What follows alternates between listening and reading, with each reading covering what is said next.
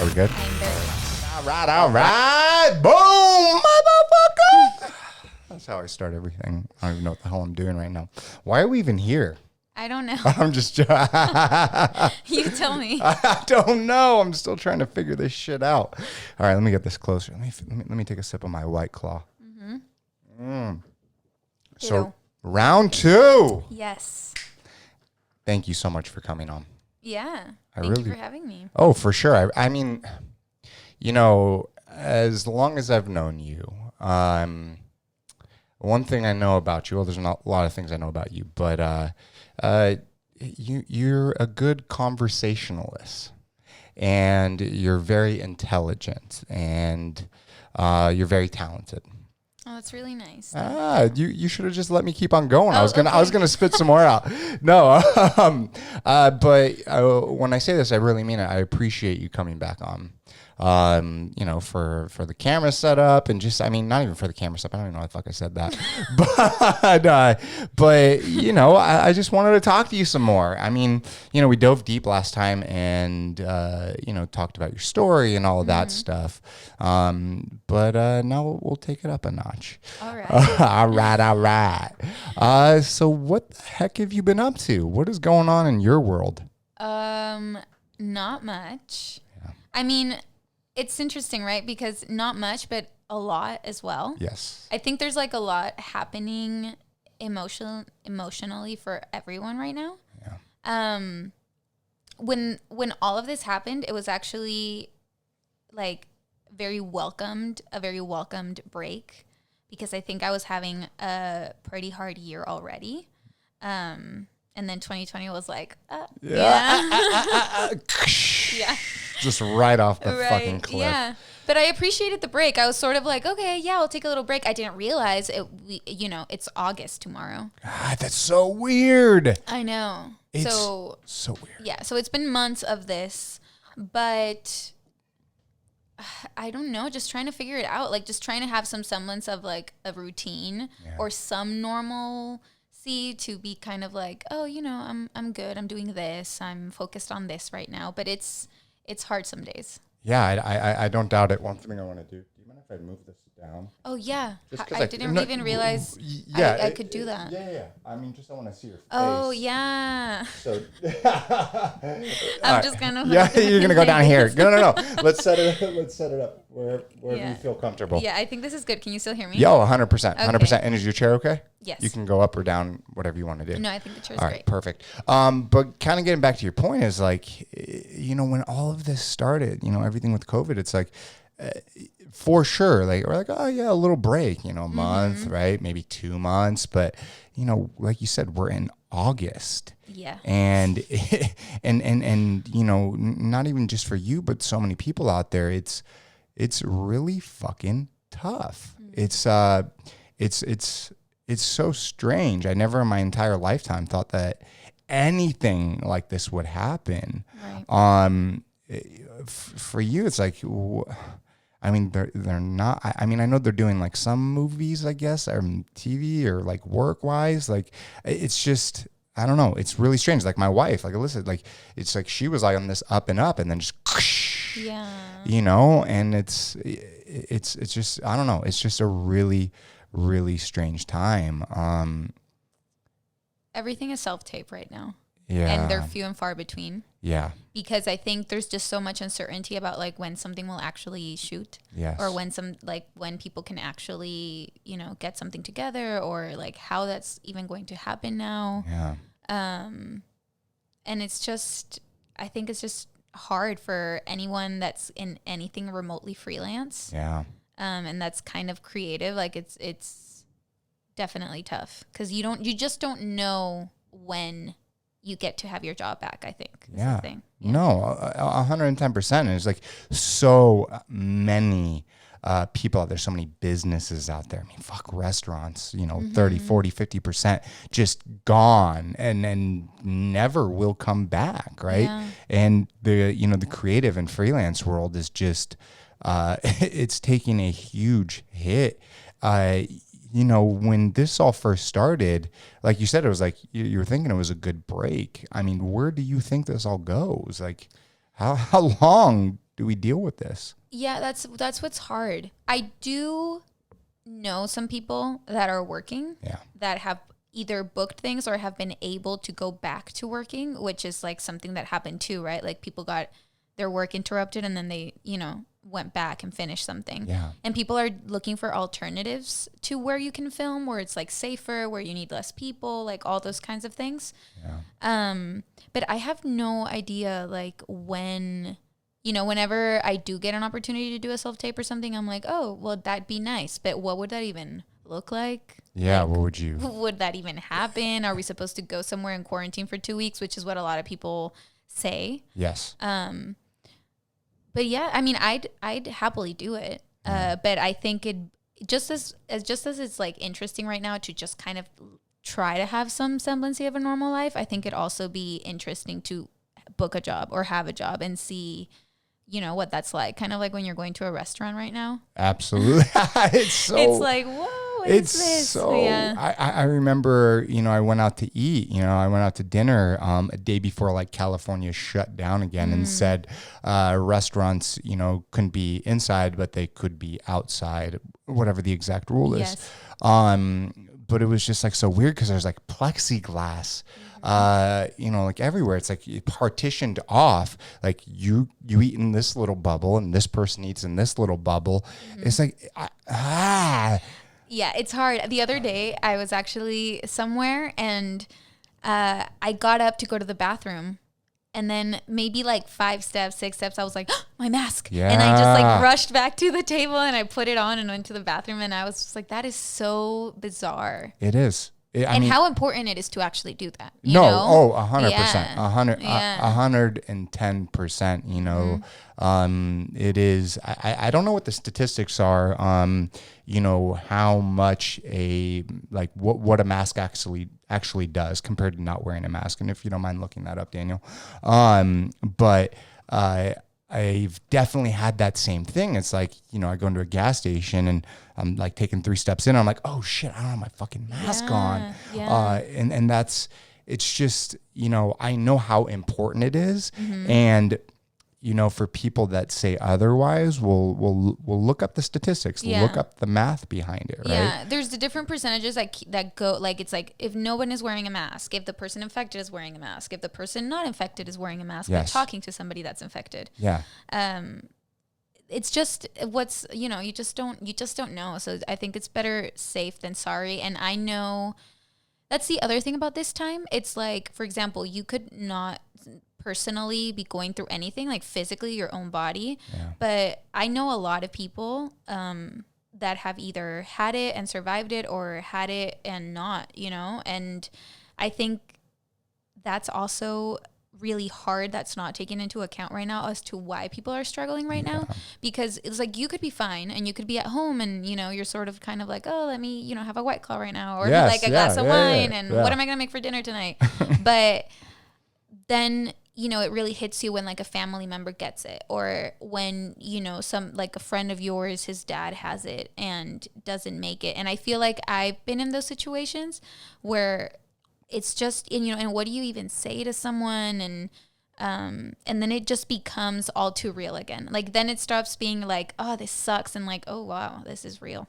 Yeah, this is happening out there. It's just the weirdest thing about it. Let me know when you find that, Daniel. But the weirdest thing about it is like some people get it and they're completely fine, and then other people will get it and they're absolutely not. And I know that, age like plays a huge role into it. And then, one's health plays another like major factor into it.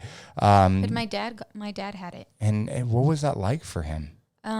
He just turned 58. Yeah. And it was I go home like once every month and a half, for example, like I see my family, try not to spend too much time without seeing them. And when everything went down, I was so scared because I was just grocery shopping kind of like a normal day. And I remember messaging everyone and I was like, there's no toilet paper. Like you guys need to go to, you guys need to go to Costco like right now. Yeah.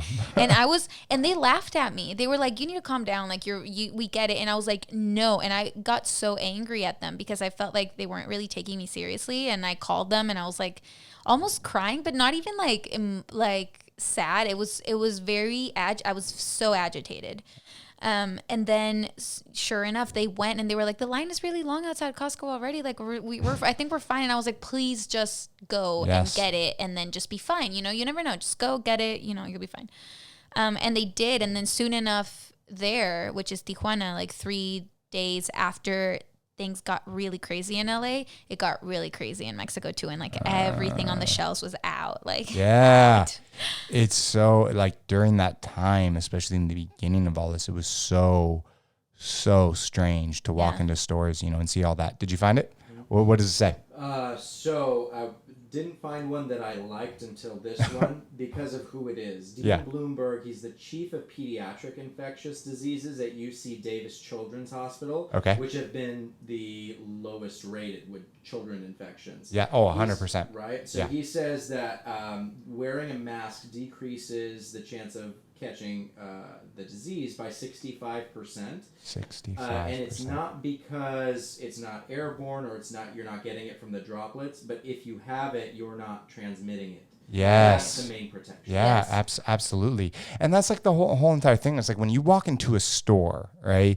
I remember, and they still have it, no shoes, no shirt, no service, right? So if a store asks you to wear a fucking mask, they have the right to do that. It is their store, right? And on top of that, you know, what Daniel just said, it's like 65%. And, you know, it's not because of anything other than individuals that might have it, pushing it out there and spreading it. Am I correct on that? Right.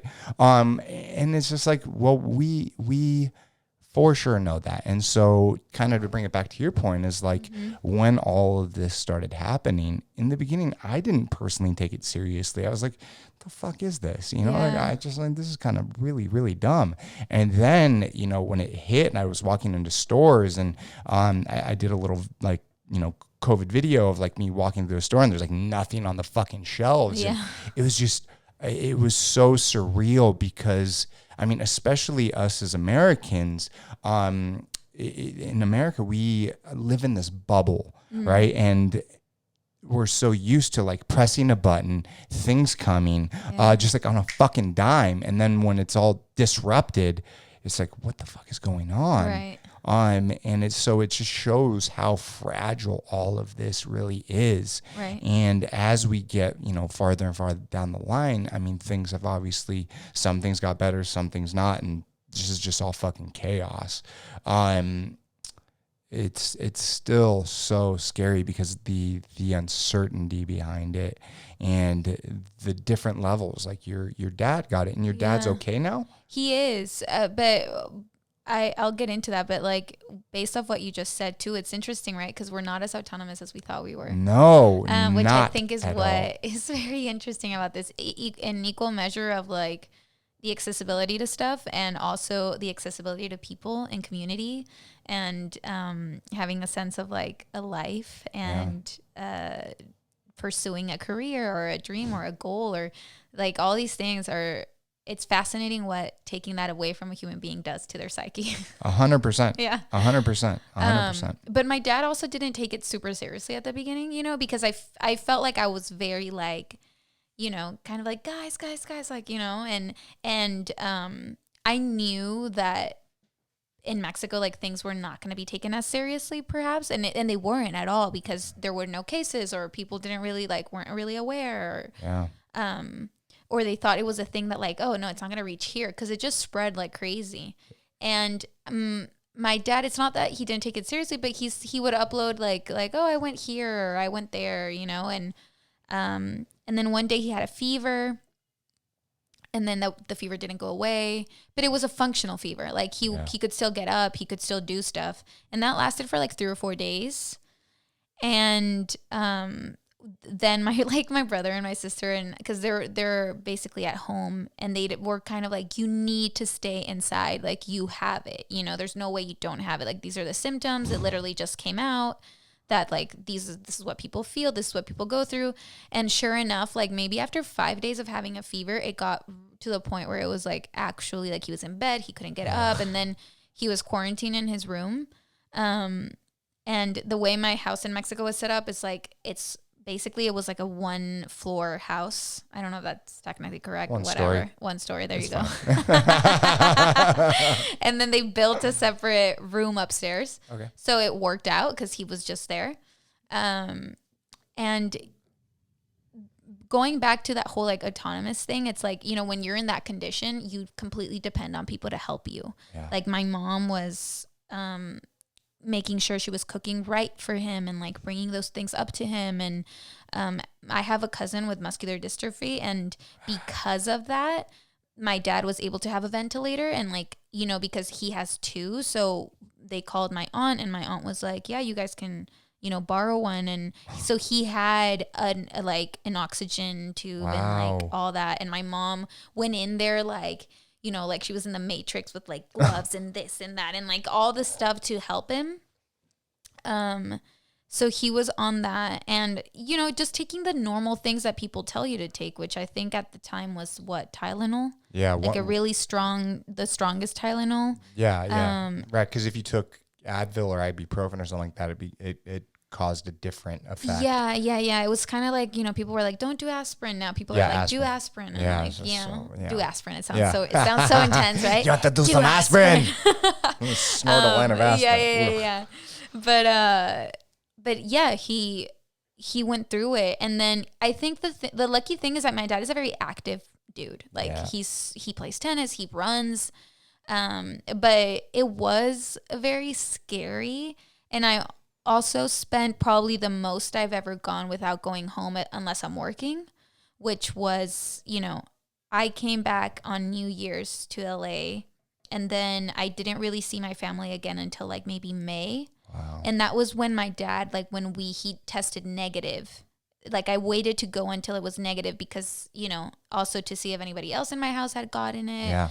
And that was stressful because at the same time, it's like, there is a moment where you think, oh my God, my dad is 57 at the time. And you get a little bit like, and it's so frustrating to also not be there. And then I felt guilty for not being there. And then, I don't know, it was not fun dealing with that. And then also, just like, every day, hey, how are you doing? Like, how's my dad doing? Like, is he okay? Like, but I will say that I'm lucky that he recovered. Like, he was bad for 3 days, where it was like he doesn't want to eat. Like if he like halfway walking to the bathroom, he wants to pass out. Yeah. Like it was bad. Like in that condition, it's like, all people really can eat or drink was, at least my dad was just like, maybe like a protein smoothie type situation. Wow. Because it's just, there's just no energy for anything.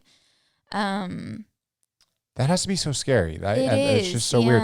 I mean, also the point is like you couldn't even go there. It's like that's such an issue. It's like with like nursing homes and hospice. It's like so many families out there so used to going and seeing their family every single week, and now they cannot. Even with ones that don't even have COVID, it's like they cannot go there because it's too much of a risk, right? And for you not even being able to, not because you were working or doing something else to go home, right? That's why you couldn't know, but you couldn't go there because of what is going on. And then, we are very used to some, very, I don't want to say modern luxuries, but we are, being able to go to the hospital out here and do all that. Your dad, you guys had a ventilator, right? Yes. 2, right? How many families? Well, 1. My cousin had 2. Okay, so, but I guess that's what I meant. It's like, he had 2, so he could borrow one, right? Yes. What's going on in, Mexico, the COVID issue, the COVID cases, right? How would you say it's different compared to America? Well, this is what's interesting. It's like my dad had it, and then a friend of mine back home, his dad got it, and he actually knew that my dad had, had it and that had gotten through it, and he was like, "Hey, do you still have the oxygen tank and stuff?" And we let him borrow it, but it was a very different scenario. I mean, his dad was in his 60s, and he tried to take him to like an ER, and they flat out told him there's no room, leave. Then he tried to go to another place, and they were like, no, we're not going to take him. But they waited, he waited like 3 hours in there with his dad, and then they were like, no, yeah, I guess he has it, so there's nothing we can do, just go home. Wait, what? Yeah, and then so it was very frustrating. And, that's somebody that, I know. So, I know that story is not, some fake story that's, not happening. And what's also happening in Mexico is that certain hospitals are like, okay, we'll take you, but you need to give us right off the bat, 15 grand. Shut the So, I mean, because in America, regardless of insurance, cash money or not, by law, they have to take you. I mean, right? I don't know if that's legal or not, but that's what I heard was happening in some of the bigger, but even in those hospitals, there was no room. I don't know the scenario right now. Yeah. But I know that it was not good. And what is your friend's dad okay? No. He didn't make it. And then I think, I don't know, that was just also just really shocking, because that's what I mean about one day you're fine, and then one day it's something just happens, and then you're like, no, I'm going to be fine. And we're going to, my dad is going to get through this, Yes. But then you'd never really know. And I was lucky that my dad did. Yeah. And my dad was one of the first people in TJ to get it.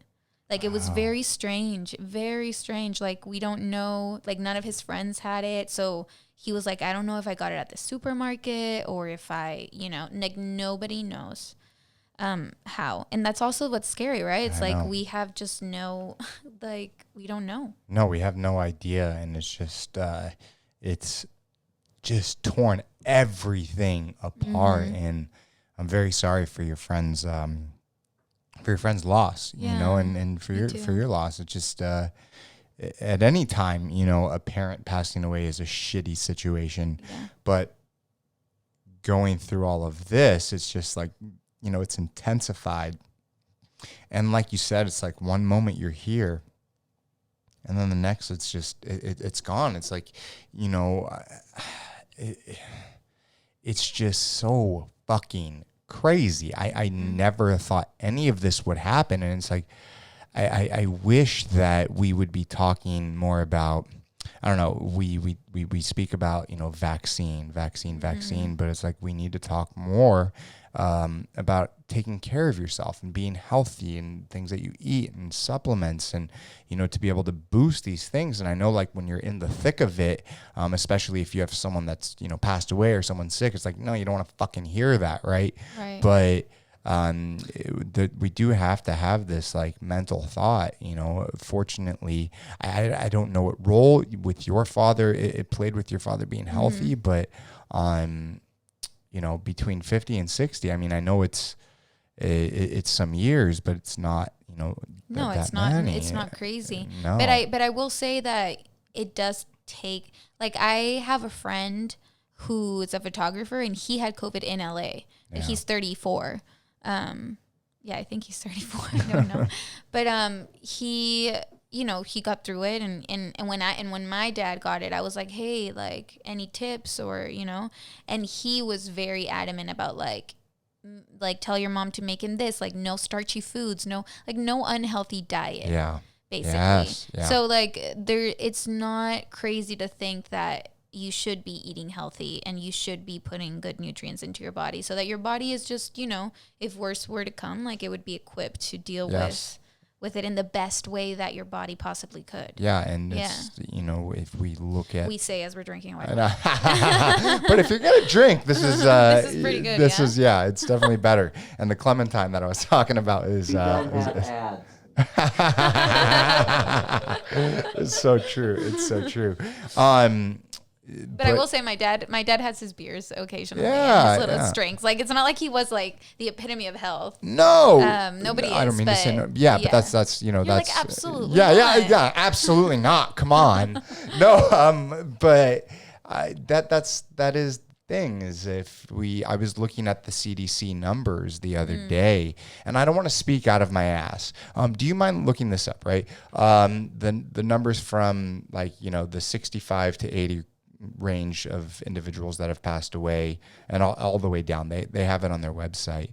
But as you got to like the 80s and the 60s, like 80% of the deaths were like in that range. Yeah. And then as you get farther and farther down, it gets less and less and less and But there less. were some cases in Mexico, especially that my family knew of, where people were young. Oh, and yeah. still it didn't go well. Well, that's that. I mean, that is life. What I'm saying is that not any younger people. Nothing happened to them. Yes, there were younger people that passed away for sure, but there is this like big age group where most of it has happened. And then when he's done with that, if you look at it, individuals, the way that they took care of themselves, pre-existing conditions, played another major role into it. Such a huge role. And some of that's genetics and some of that's the way we take care of ourselves. But the medical system in America compared to Mexico, what is some of the biggest differences that just, from the top of your brain? I mean, it's a shit show as well. Yeah. I'm going to be super honest with you. I don't know entirely like what the difference is or, how it works. I respect that. There's like La Cruz Roja, which is, like less expensive. You can go there. Like most of the time people will help you. I heard from my dad that a friend of him had it and that like he even tried to go there and even they were like, we don't have any more beds. Like we're full capacity. So there are things like that, but as far as it goes, it's like if you have the money to pay for a doctor, you have the money to pay for the doctor, and if you don't, you don't. I mean, there are general hospitals. I was at one because a long time ago, I had an ex-boyfriend who his mom was a doctor and she worked at a general hospital in TJ. But I remember when I tend to faint a lot. Like I fainted like 8 times in my life. Oh shit! A lot. Did you say 8 or 80? No, 8. No, okay. if that was 80, that might be a problem. I have a problem. Yeah. No, like 8 times. And I remember when I left that place, they were like, "Are you okay?" I was so pale. I had to like sit down because it was just too hard to see. Yeah.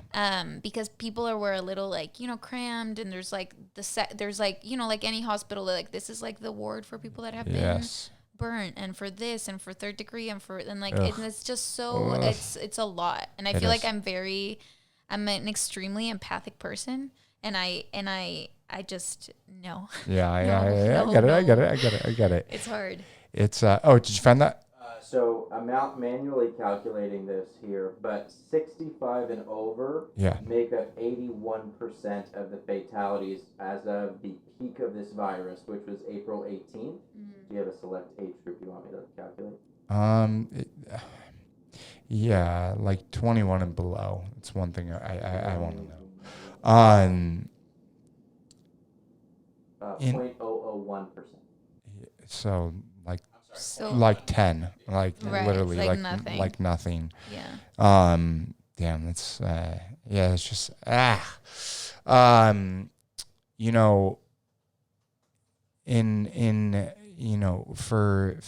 for me, just looking at all of this, right, trying to just process it in my brain from the step away from the medical side, right? Look at from business and people working and things of that nature.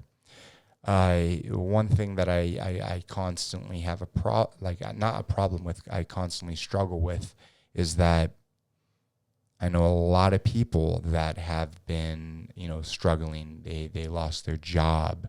It's just a fucking rough time. And for me, my business has been doing very well. Right. And mentally, that has been really hard for me to just kind of wrap my head around. It's like because I care so much about people, right? Like people I don't even fucking know. Like I care about humanity, and it's so weird to see all of this. Never in my life would I have ever thought anything like this would ever happen. I was always the type of person that would think, an asteroid or an alien attack or apocalyptic bullshit, not a pandemic. Right. And so, going through it, it's allowed me to just kind of look within through all of this. For you, being an actress, what are some of the hardest things that you've had to deal with? I mean, I know your father, but what else? My only saving grace is that like I have projects that are finished, that are coming out. So it gives me something to look forward, at least in that way. Yeah.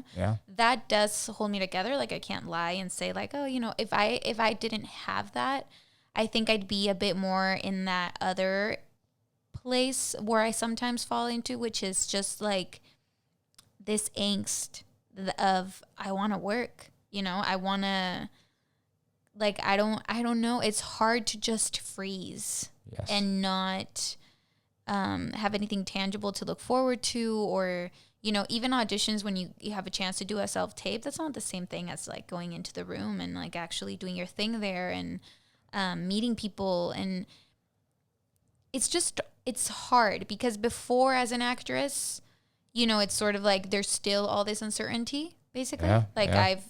That's, part of what you do, and you go through the ups and downs of that already.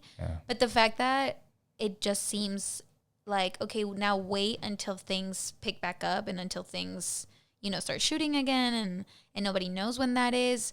It's given me kind of like, what's challenging about that is like, okay, what else can keep me motivated? There we go. To I don't know, to want to be happy. I don't know. Maybe that sounds silly. No, it doesn't. But it's so like the first month of quarantine, I drank every day. Like I was just drinking. Yeah. I was like, and then it was like if somebody called me, it was like, oh, at first it was funny, right? Like, want to have a drink over FaceTime, and then before you know it, it's like you're out of like a bottle of wine because like you talked to 2 or 3 people, and it's like at first it's kind of like, oh, this is really weird. This is kind of funny. Like, what are we doing? And then a month goes by and you're like, wait, I'm drinking every day. Yes. And like this isn't healthy, and I don't feel good. I really struggled at the beginning also to have like energy. I was so lethargic no matter how much I slept. But it's like it was just such a like lull of like not having anything to do. And honestly, the first couple weeks, more than a month of quarantine, they were intense. They were like, actually, you felt even a little guilty for going out on a walk, Yeah. You couldn't do anything even outdoorsy without people. And I like, where I live, there's a lot of, activity on the street and people and out there. And it's just it was very,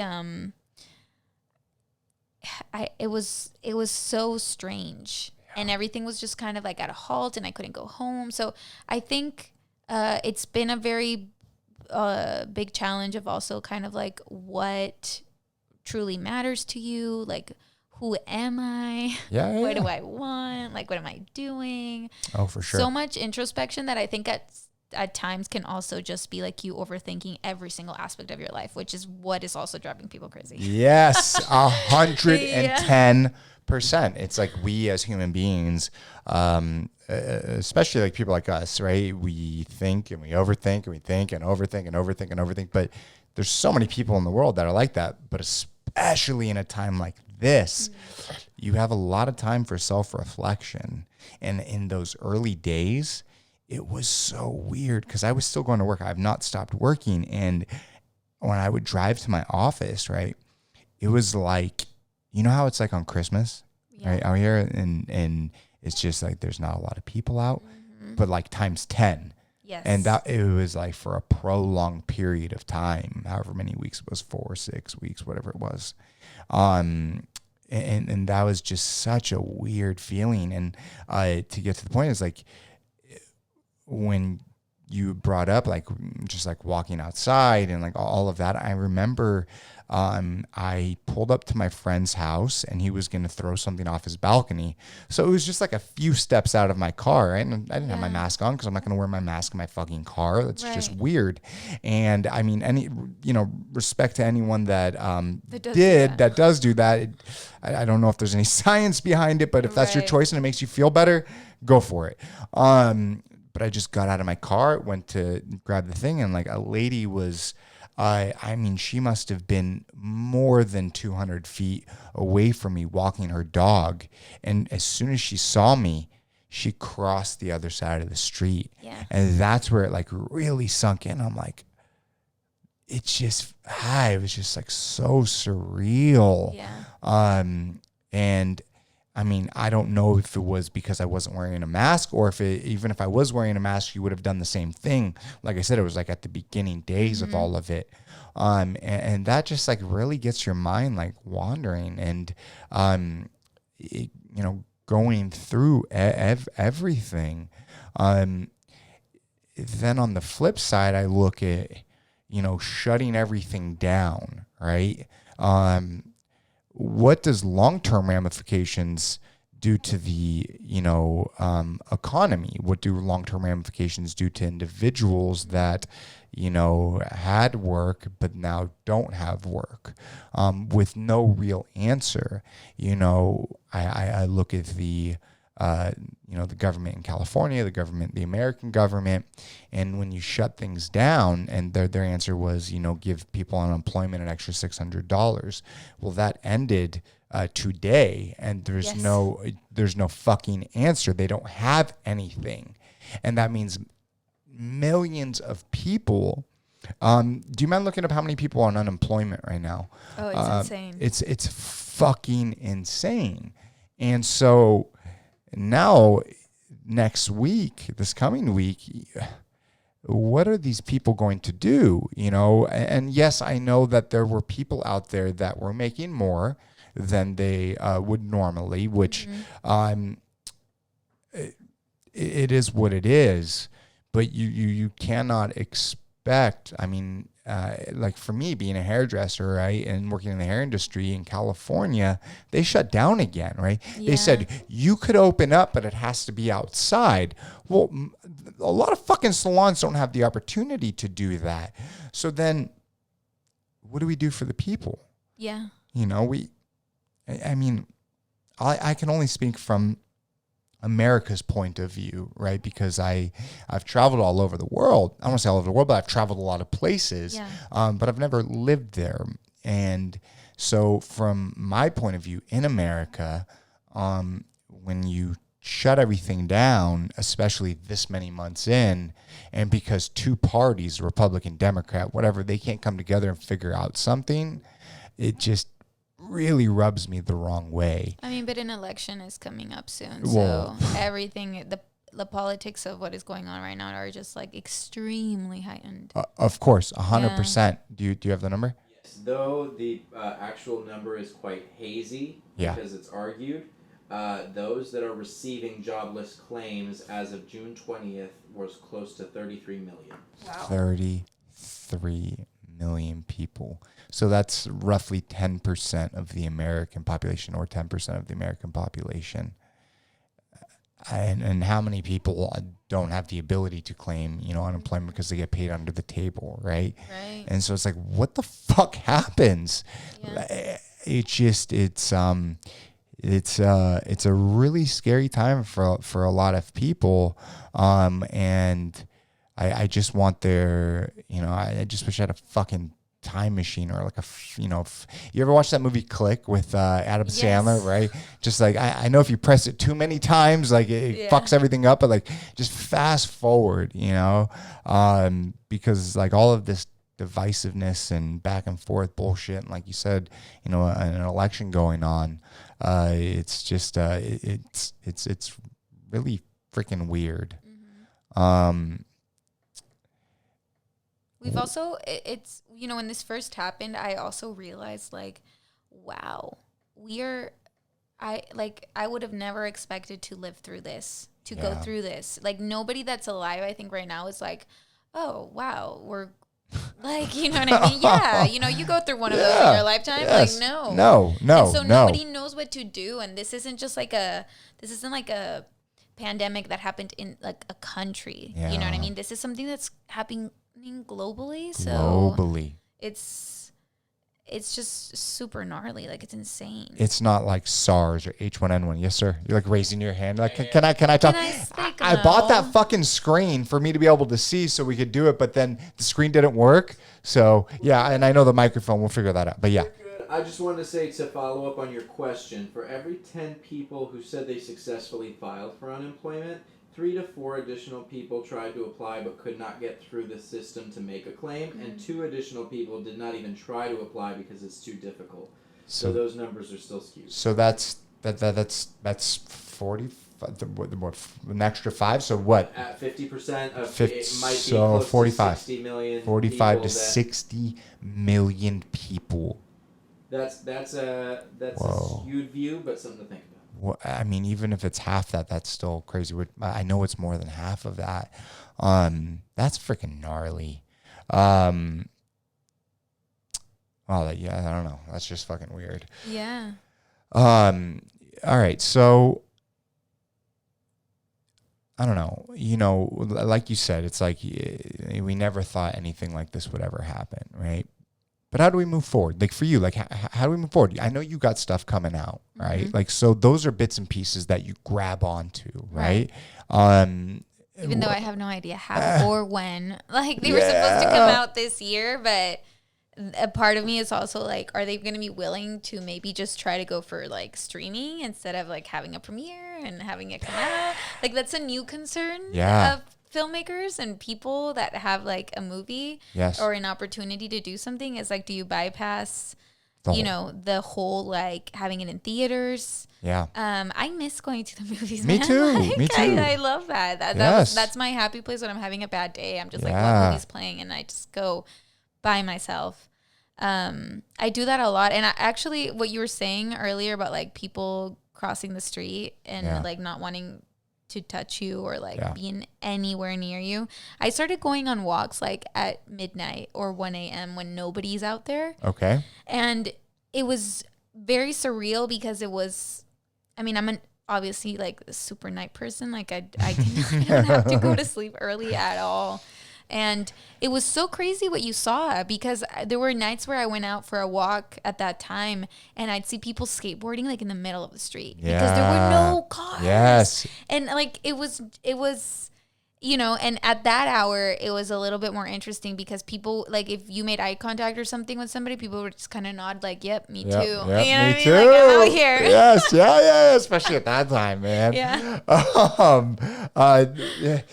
But like you said, I don't know, for you being an actress, right? That moment you put all this work into a movie, right? And then there's like this premiere and it's just like, that's it, right? Yeah. But now they're faced with like, do we just hold off for another year or two till all this gets sorted out, or something like Greyhound, Tom Hanks movie, right? Which was fucking awesome. If you have not seen it, it's streaming on Apple. It is really fucking good. I really, really liked it. It's Tom Hanks. What'd you say? It's Tom Hanks. Oh, hell yeah. Most things everything he's that ever man done. touches is gold. Yeah, I don't even know anything that he has done that I don't like.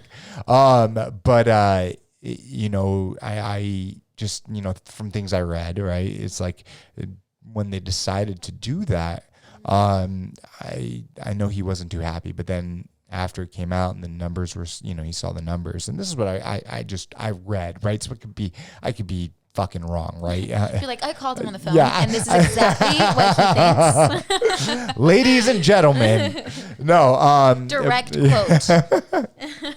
But is that where this goes? Right? Like, do movie theaters like stop? Do drive-ins come back?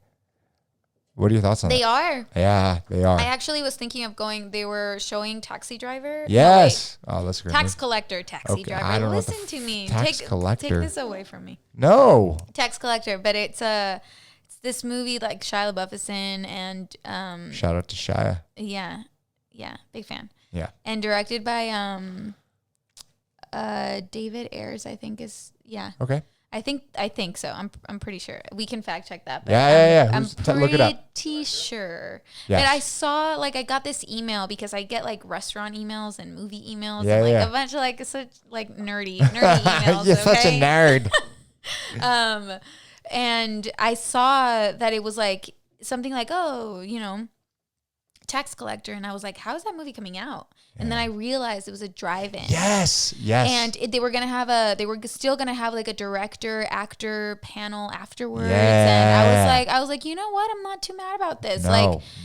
If there's a will, there's a way. Yep. And I am excited that people are going to try to find a way. Like, because that's really all we have, right? It's like right now, so many people are like, looking for ways to continue to do better. And I think that's also what's frustrating as well, where like you're like, how can I do better? You see an actor working or an actor back on set, and that's just like my example. And even though I'm like, oh, that's so cool, a part of me is like, wait, am I not doing enough so that that's not me right now? I think that's like very valid in any industry or anything happening right now. It's like people are really trying to mobilize to like, what's next? What comes next? How can we move forward? Like how do we not sleep on this? Everybody's like, look for the opportunity. I will say though, it does annoy me when people are like, you are having the time that you never had. It's like, no, Shut the fuck up. No, you're not, because it's so like people really don't think. I was listening to this the other day where like, and we talked about this last time, when mental health isn't seen as like a brain problem. Yeah. And versus if you have an issue in your leg, it's seen as like, go to the doctor, get that fixed, or you're going to be struggling with this leg issue your entire life. Mental health is literally your brain. It is an organ. Like, it is alive. It is happening. And right now you don't really have like the time you never had. No. Quite the opposite. Like before, I would find time like before I was going to see a friend or afterwards or whatever to do the stuff that I liked, that I felt like it was like special for me to do, which was like, maybe I'll journal a little bit, maybe I'll write, maybe I'll do this, and now that I have all this time, I just, even whatever you do, you still feel like you're wasting so much of your day. Yeah. So you don't have the time you never had. That's so not true. Having the time you never had is like willfully taking 3 weeks out of your life to go write a novel somewhere and be in the hustle bustle of like another place. That's having the time you've never had. That's making that time. Right now, there's so much guilt. There's so much anxiety. Yeah. There's like, like again, somebody that's sick. You are like, you're like, when am I going to work again? Wait, how much money do I have left? Like, when is this going to run out? Yeah. Like all so these, much. That is not the time you never had. And I think that we need to reiterate that more, because there's like this little kind of romantic veil of like, write the novel right now, do this right now. And it's like, my mind is not right now. I am sorry. But like it, and people are feeling guilty of like, what am I doing with this time? And it's, I have friends that are writers, and some of them are writing and others are just blocked. They're just like, I don't feel like writing. No, it's that mental health thing that I want to circle back to, and I'm going to bring that. But the time that I never had was the time that I need now. So I'm going to use the restroom real quick. Okay. And give me 1 second. Sorry. David Ayers, by the way. Yes, that's what she said. Oh, I'm so excited that I said it right.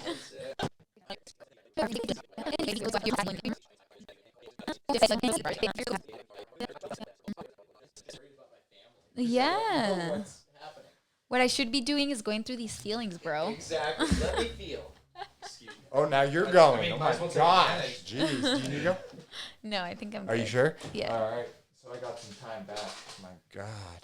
Thank you so much. My apologies. But you know what you were saying before I left is like this time, right? It's not just like here, let's go off on a vacation, or here, let's this is what we were planning to do. Like no one's fucking planning to do this. And I will say though, I do plan on, I try to plan on like, could I go on this road trip? Yes, because yes, I'm just like, yes, I just need yes, something different. yes. Not obviously tonight, but next Friday I'm doing I'm going to see Sublime with Rome, but it's a car concert. Oh wow! And I love Sublime. Yes, me too.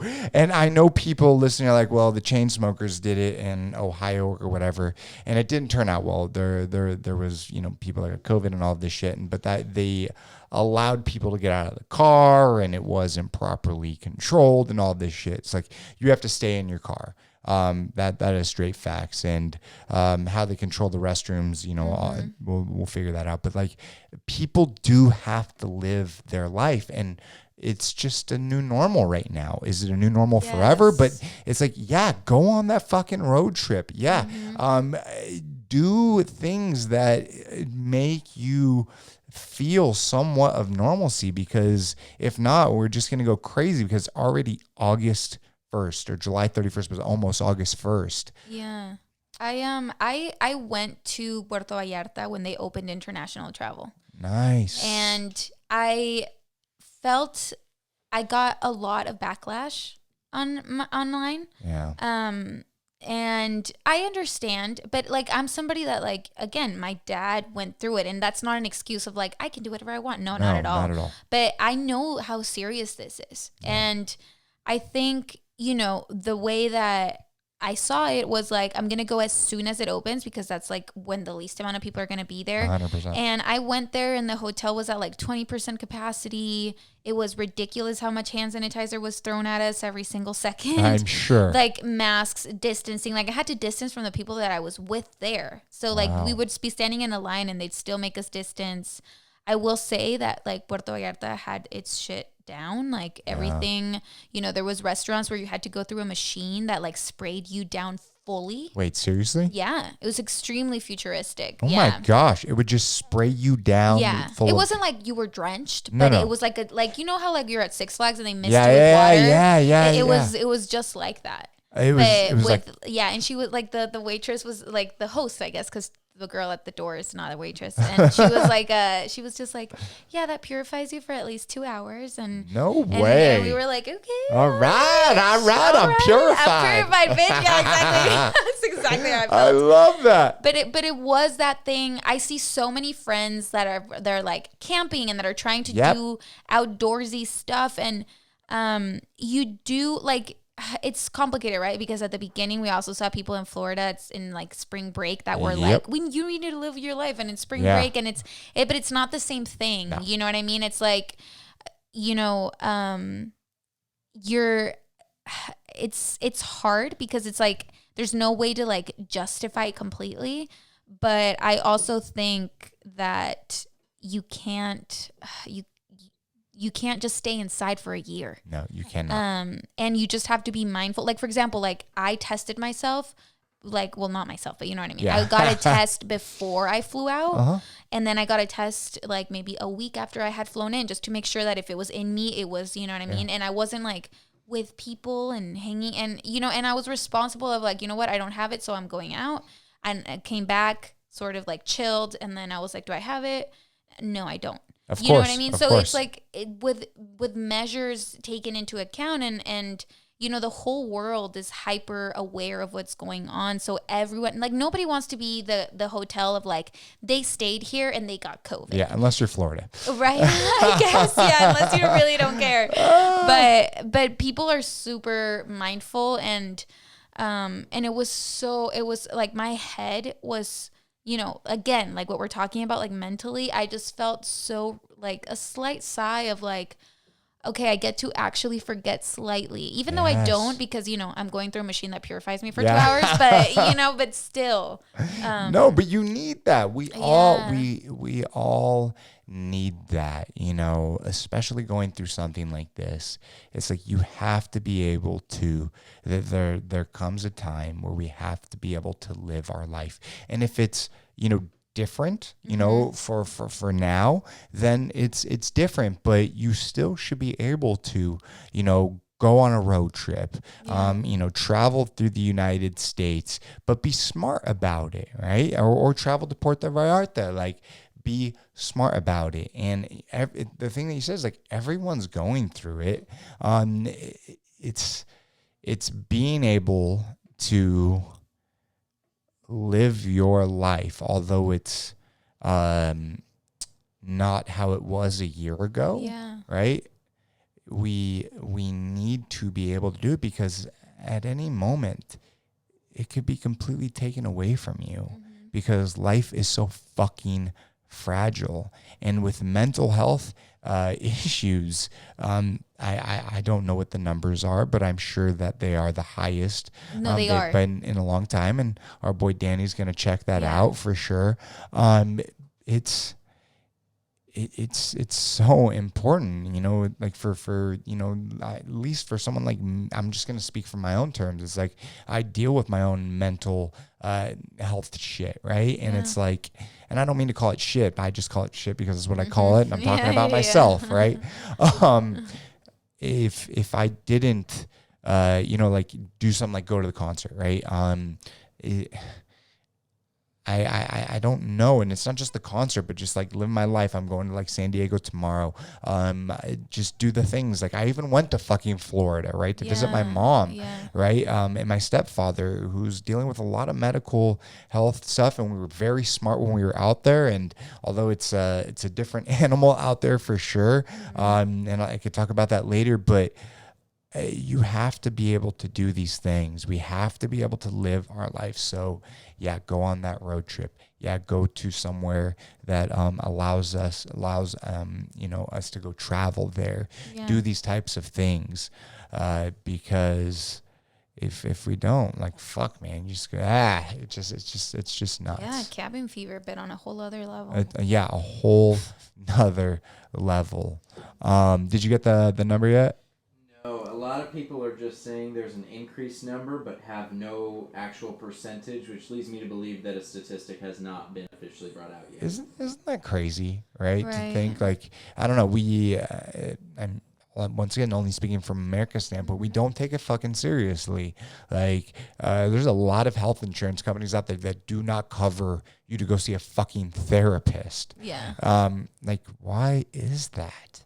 Like, why don't we take it seriously? I mean, mine does, but it took me like at least 2 years of being on my insurance for me to even be like, you know what, maybe, yeah. Yeah, maybe. Is this a good idea? Of course it's a fucking good idea. Yeah. Yeah. The closest thing I found that those that were not in shelter in place, just the general public, 37% of the general public would reach out for things of social isolation, loneliness, and poor mental health. They'd admit to it. That has increased by 10% to 47% with stay-at-home orders. That's the closest statistic. So at least 10%, and I think those numbers are low, man. I just talking to so many people, and they're definitely dealing with it. But to kind of bring it back full circle, it's like, what do you look forward to, right? Like, what do you have you had anything come out since all of this has happened? I just had an indie come out like 3 days ago. Ooh, let's talk about that. Let's switch gears up a little bit. Let me hear about this. What's the movie called? It's called Ice Cream in the Cupboard, and it's based on a book. Nice. And it's the author is Pat Moffat, and it's based on his early life, like his first marriage, basically. But he was married to a woman who I play when she's younger. Okay. Claudia. Right. And she has early onset Alzheimer's. So I'm basically like the flashback that happens in the movie of like when they're young and when they're falling in love and all these things, and and then but the movie is about Alzheimer's, and not just Alzheimer's, but early onset Alzheimer's. And it does a really good job. Like, the book itself was praised for being very honest and raw about what that looks like, because people get aggressive. Like, imagine, this has only happened to me once, and it's like a second. I fainted. And I don't care if this is TMI for whoever's listening, but like, I woke up and I had peed myself. Like, I did not know where I was, but it was a second, you know? And I remember at the time, my boyfriend was like, hey. And I didn't, like, it took me a second. Like, I didn't know who he was. Yeah. And I was so scared. But I was so, like, also weak, because when you wait, like, if anyone listening to this has ever fainted, you know exactly how you feel, which is like shit. Like, it's just horrible. Yeah. And I was talking about not remembering something. Oh, Alzheimer's. So like, if like, I was like, wait, why did I just go on a tangent about my experience? I was like, what am I doing? I'm so sorry. Oh, wait, shit. I went to fainting, and then I was like, wait, how is this related to what I was saying? But it's like that thing of not remembering something. Sorry. This is not funny, because Alzheimer's is the scariest. No, we're not. It is my number you're one. You're not laughing at that. You're laughing at me being an idiot. But I am. It was perfect. It was perfect. Like, wait, it was what? perfect. It was perfect. No, seriously, like, that shit's scary. Yeah. And I can't imagine, like, there's this one scene in the movie where he starts hiding the knives in their house because she would get aggressive and be like, who are you and what are you doing in my house, and not recognize her husband. And that's insane. You know what I mean? Like, to not only go through that, but like, the person that you love and that you're married to does something like that. That's pretty wild. And I mean, I didn't have to portray that, but it's very touching, I guess, like in anything, to see what something was and then sort of like what it turned into because of like a disease, you know. And so it's definitely not a like happy-go-lucky movie, but it's you know, based on a true story. And that's. I don't mean to cut you off. Yeah, no. My number one fear in life is not dying. That's not it for sure. It is living this life and getting diagnosed with Alzheimer's. To think that you go through this life, you create this world, you create love and family and friendship, and then all of a sudden, it's just slowly gets taken away. And it's not, you know, the person going through it, right? That's, they, you know, but it's the family. Yes, that's what I was about to say. It is not the person. Yeah, it's shitty for the but it's the family that has to go through it. Yeah. That just, like, just by far, like, my biggest fear in life. You lose someone in the worst way. Yeah. And there's scenes like that towards like where, you know, they have this really cute moment and she remembers, and, you know, and then he leaves the room for whatever reason. And then he comes back in and she's just like, where are the kids? You know, like, again, like nothing had happened. Like, it was just a total, and that's like as the stages keep getting worse. And that's very, I got a little bit of goosebumps because that's just that's just so sad, you know. And but it was portrayed very, very well. And yeah, that just came out, and I shot that in December 2017. Oh my gosh, yeah. So and yeah, it was a long time ago. I had just turned 25, and I'm going to turn 28 in like 3 months or something. Yeah. So I feel like it was almost 3 years ago. Yeah, for sure. What gravitated you, like, what brought you to the role? Like, why? It was actually offered to me. Oh, like, wow. Narcos had come out maybe 3 or 4 months earlier, and they just contacted my agents, and they were like, hey, we have this, you know, small bit that we want to add into the movie here and there. And so it was like their reshoots, which is so interesting how that happens and how a reshoot can completely change a movie. And I've gone through that What does twice that mean? now. What does that so reshoots or reshoots is basically, this happened to me. I did a horror movie. And if the director of that movie, Adam, talking to you, ever listens to this, it's like, I was like, I hated him so much because we shot that movie. That was like a year later, basically. I shot that movie in November. I actually turned 26 on set of that movie. Wow. So it's like a really special movie for me. For sure. But my hair was really short because I was doing a movie right before that. Like literally I had 3 days break and then I started working. And for that other movie, nobody told me to cut my hair, but I was like, I'm playing a teacher and I don't want to have sexy long hair. Okay. I want to cut it and I want to be like authentic. You just want to be authentic. Yeah. Like I wanted to do something different. I don't know why, but I just really wanted to. Right. And so I had my hair really short, and when we did reshoots, so I shot the movie in November 2018 and then we did reshoots June 2019. So it had been 9 months, since we'd shot that movie. And they were like, hey, listen, your hair grew. And I'm like, I know, right? Isn't it great? And they're like, we're going to need you to cut it again for this movie. No. And I was just like, oh, I don't wanna. But those reshoots also, what happens is, a movie is finished and you have what you have with whatever time you shot it. Yeah. And then sometimes producers look at it and they're like, you know what? I think we need this to be different. I think if we added a scene here, it would do this. And it's so crazy to go back to a project when you're so detached from it. It's been so long. You're a completely different person. You're in a different headspace. You've gone through some bullshit. Like, you know what I mean? It's like you are not who you were and you didn't think the way you thought, which can be both a good thing or a bad thing, But it's also hard to make decisions. At least maybe I overthink things, but like as an actress, and that's my first like actual lead movie where like I'm, so I was like, wait, how did I do that scene? Like, how did I, how does this make sense? And you're such in flow when you're shooting a movie and then to come back a year later almost and shoot something else. Weird. It's very odd. And the horror movie experience though was interesting because I was also like, but it was also in a way good, because I'm really close with the director. Like Adam and I are like bros, I love him.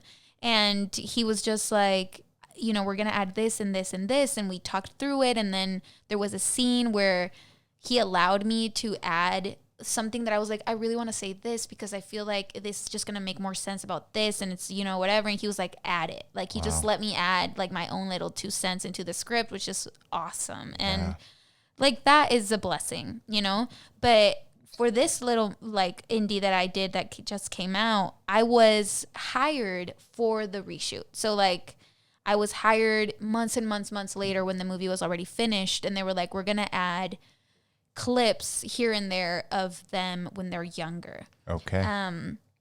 So that's what I was hired for. And I worked for like 4 days basically. Mm-hmm. But it was such a lovely experience. First of all, when anyone offers you anything as an actor, you're just kind of like, why? Thank you so much. It's just so special because up until then, I was just used to like auditioning and then a callback and then a meeting and then a this and then just like aggressively like fighting for something to be mine. I'm just like, yes, like mine. Yes, like just trying so hard to prove that like trust me. Yeah. But so when something's offered to you, it's such a beautiful thing. And it's, what's so funny? I think you'll relax a little bit when you earn something in the sense of like, I'm here. And it doesn't mean you don't work hard, but it just feels like I deserve to be here. And I think there's that thing when something's offered to you that you're just so grateful that you want to be as respectful as possible about the story and what was given to you and the opportunity to do this. And, it's also kind of like you're playing someone that's already done the work. So like Claudia Ferry, who plays like Claudia, basically. Okay. When the actress. Yeah. She had already done the thing. And my first day of work, she came to set to meet me. And, I was like, that was awesome. But I was a little bit like, oh, are you checking that I don't fuck up like you did? Or like, what's going on? Fuck my movie up, yo. Yeah, exactly. But no, and it was uncanny how sort of they were like, yo, like even the director and everybody was like, we couldn't have like even planned for it to like make sense the way it's kind of making sense right now. So everything felt great. And there was a scene like Pat, obviously this is his life story and he's the writer and he, you know, this is his book life turned into a movie. So he was there and we did this one scene where it's like we're recreating they've recreated their first date. And afterwards he was like teary eyed and he came up to me and he was like, wow, he was like, you know, you did this little thing where you laughed and he was like, she did that. And he was teary eyed and I was like, that's insane. And I just felt very like, wow, I'm so grateful for this, you know, for these 4 days. Like I was so grateful. And Drew Pollins, the director of that movie, was so sweet and just like, very talented and you know I had to be in love with somebody immediately. Yeah. So he was like, I'm never gonna forget that he gave me an orange and he was like, just throw it back and forth, you guys. And we started playing kind of like catch with each other. And then before you know it, they were like filming us and such an honor. And yeah, such an honor. Like seriously, it's when you go for first off, you know, having that gentleman come up to you and, you know, you recreating that and having him be all teary-eyed, I can't imagine, you know, what he's gone through, but to be able to, you know, see that and have someone recreate it is sad, but definitely would have to feel, some happiness. I don't know, to see it all come together. And for you as an actress, how do you even prepare for something like that? How do you even prepare for a movie and then like going into a role? Like, how do you get your mind into that?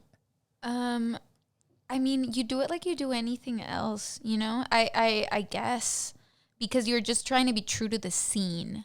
Okay. And already like I had to have a thick accent. Okay. So that in and of itself takes you out of like who you are a little bit, you know what I mean? Or gives you leniency to embrace other aspects about yourself, which I feel like is what I constantly say. Also, this is so embarrassing, but I fucked up. My character's name is Carmen Claudio. Okay. The last name is Claudio. So I was like, wait, no, it's not Claudia. Why did I say that? And I just confused by the actress's name. Claudio.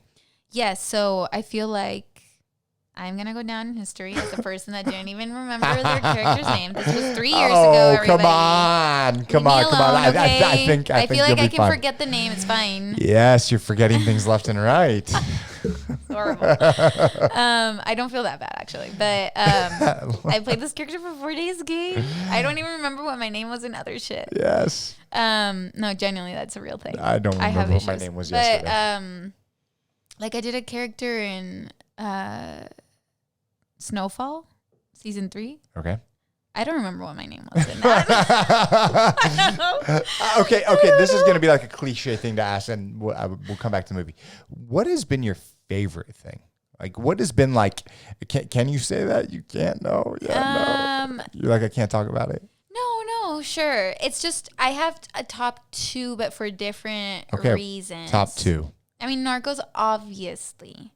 But that was such a long journey. Yeah. And with people that were awesome. Like, I could have never envisioned my time working there being as fun as it was. Yeah. So, like, the fact that we were working on a show like Narcos was just, like, the, cherry on top of everything. Yeah, oh my God, yeah.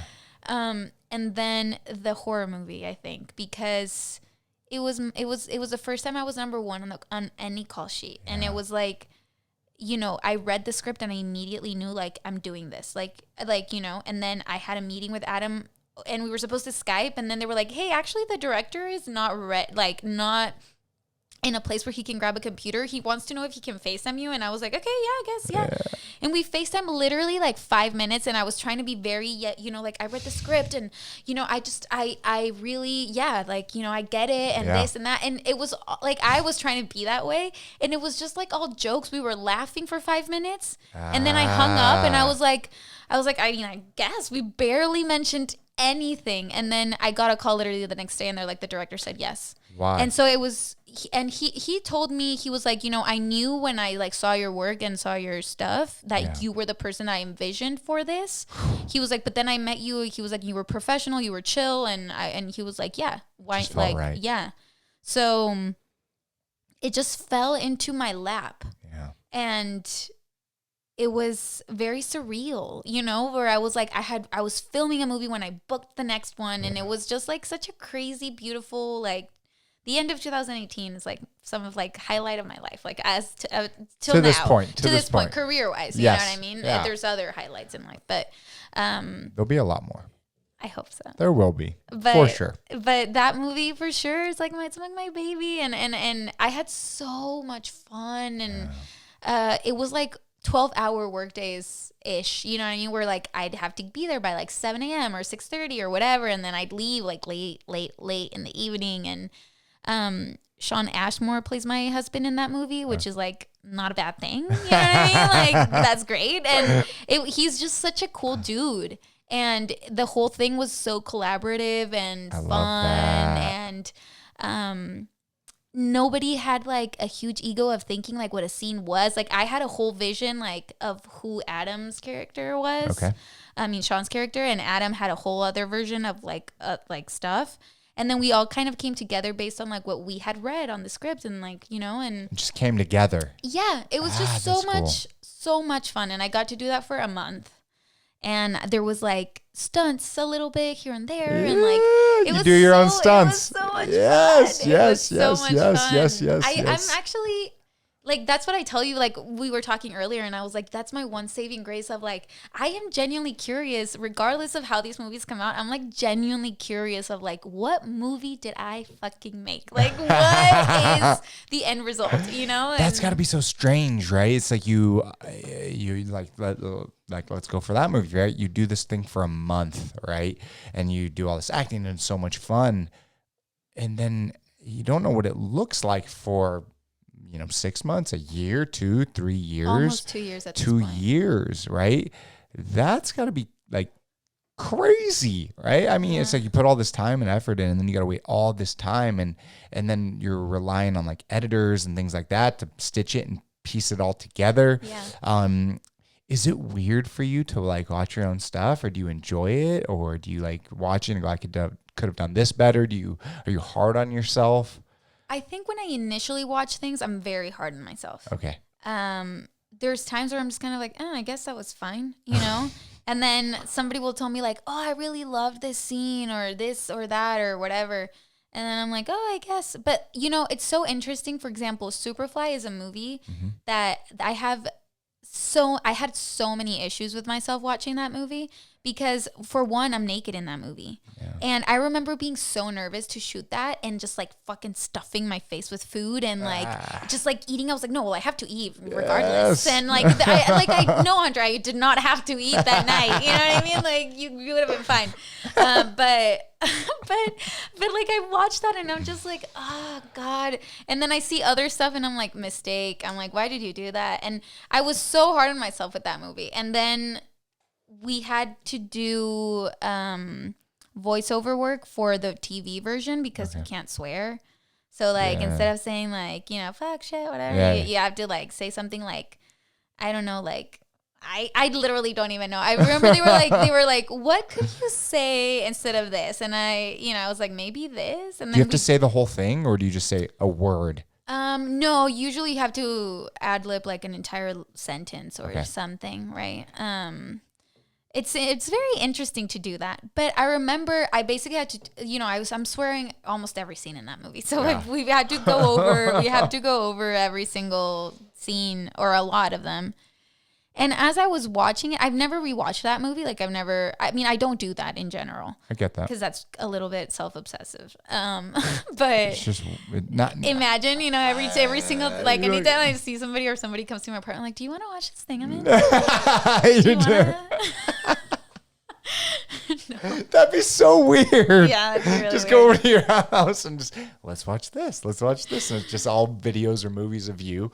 But I've obviously never done any acting, and nor would I ever be good at it. But just even like listening or watching my podcast, like I unless it's like something, I need to come back to, like little clips or whatever, but like he knows, like I don't, like I don't know, it's just weird to me. It's just like so strange. Like I don't know. But do you tell your friends, or like, have you listened to the podcast? Do you do that? No. Because I you do? No, but I have friends, and I dated an actor at one point, and he'd be like, this thing just came out, did you watch it? And I'd be like, have you even seen Narcos? Like we're dating, and have you even seen this? And like you're like, and he's like, no. And I'm like, then shut up. Shut the fuck up, no, bro. I didn't watch it. No. But but I do watch people's things, Oh, for sure, obviously, because I am interested sometimes. Like, oh wow, let me. Of course. But watching your own stuff can sometimes, I don't know. I mean, for you, like, being an actress and like going through. Did you watch all of Narcos? Well, yeah. I watched that with my sister when it came out.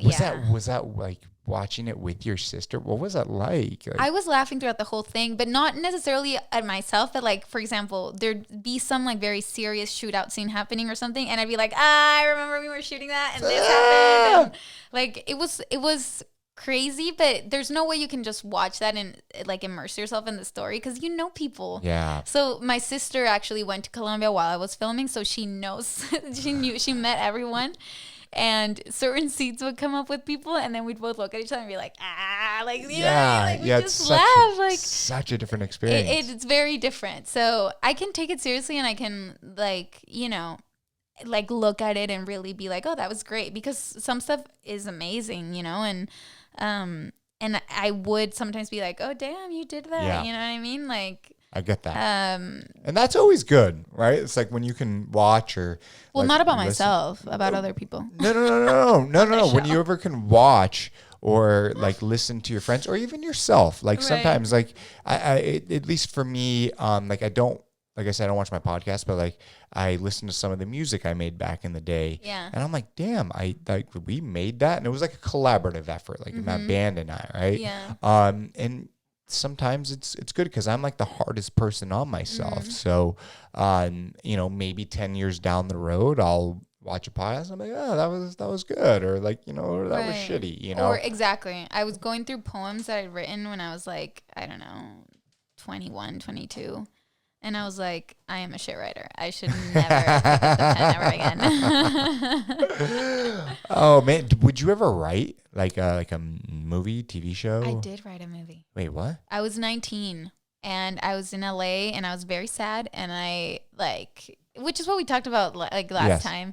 And I remember I would get home from work. I worked at Zara, like at a retail store, and I would get home and I started writing a script.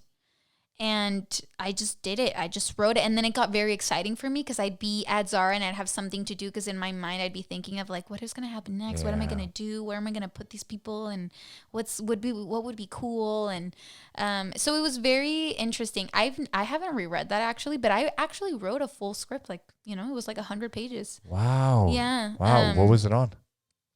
It was about a girl in high school. Oh my God.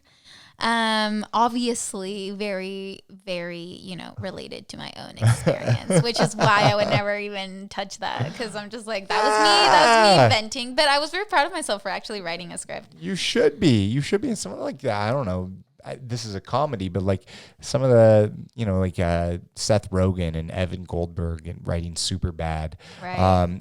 Based off, some of their own stories, right? And I think everything is super personal. Yeah. For sure. I mean, when I reread like poems or stuff, it's like, you write on what you feel and what you've been through and what you think you know. You have to. Exactly. It's really hard to just write from a perspective of somebody that you know nothing about. And that's also a big responsibility of informing yourself of what that experience is actually like, and not you just like fabricating it, which is what has been going on for centuries. For a very, very, very, very that's long a big time. responsibility. But I do write. But as of right now, it's a very like personal venting thing that I do. I don't even know what that would look like if I were ever trying to share that. What is it like? Fuck you, fuck you, Yeah, fuck you, that fuck is exactly what it looks like. No, but writing for you it's an outlet. It is. It is. It's interesting because I read this quote the other day about, I think it was Vincent van Gogh, and it was something like, people think that he produced the best art when he was sad, but I think he would have been a more amazing artist had he been happy. And I do write when I'm in a good mood sometimes, or when something really great happens, but I will say that most of the time where I just really need to write, or I really need to do something, is when I need to do something, because I'm like, my emotions are just all over the place, and I need an outlet, or else I'm gonna burst. 100%. I mean, that even just kind of makes me think of like, past musicians, and if you look at like their body of work during that time when they did a lot of drugs, right? Like a lot of heroin or a lot of, LSD, whatever. And it's like it is the best work that they put out compared flash forward when they're like all sober and everything like that, where it's just like completely different vibe and just nowhere near as good. You're like nowhere near as good. No, I'm not saying that it happens every single like time. The breakup albums. Yes, you're like, exactly. that was your best work. Yes, that's exactly it. It's like through the hardest times in our life, you know, where we just have all of this shit inside of us and we have to be able to push it out. And, for individuals who, create music or write poems or, create movies, there is something to say about that darkness and that sadness encapsulated into this piece of art that we just grab onto, and other individuals gravitate towards it. And I'm not saying like go do some fucking heroin if you're a musician, because it's going to make you a better artist. No. It's just the natural flow of things for that one person's life. But even like heartbreak, what I mean? It doesn't have to be drugs, right? It's whatever it is for that person specifically. Yeah, my mind just always goes to drugs. It's just me being fucking weird. Okay. I want to bring it back to that movie that just that just released. Kind of bring it back real quick. Have you watched it? I have. Okay. Yeah. How was it? I liked it. Good. Where can people watch it? People can watch it on Amazon. Okay. And Apple TV. Nice. Which is basically like iTunes. Yeah. But you can't, it's not like, it's not available for streaming right now. It's like you have to rent it or buy it. Yes. Which people, I've like some people have been like, oh, okay, yeah, okay. And I'm just like, bro, why? When did it become taboo for you to pay $5 to rent a movie? No, $5, $10, $15. Like, it's not a big deal. No, I watched. But I respect it. If you don't want to watch it, then don't. I just licked my microphone. That was weird. Hollow Man or Hidden Man or with the girl Jude who was in not Tales Be Gone. The fuck is on my brain? What? Invisible Man. I love you. That movie's so good. Yes. I watched it in theaters before everything got closed. Wait, what? Yeah. Like literally like 3 days before everything shut down, I went and watched it. It's so good. I've seen it 2 times. The first time I paid like $15 or $20 for it. Yeah. And I was like, oh my God, this is amazing. To be able to rent rent a movie that just came out. And I know because of the circumstances and everything like that, but it was fucking awesome. And it was such a good movie.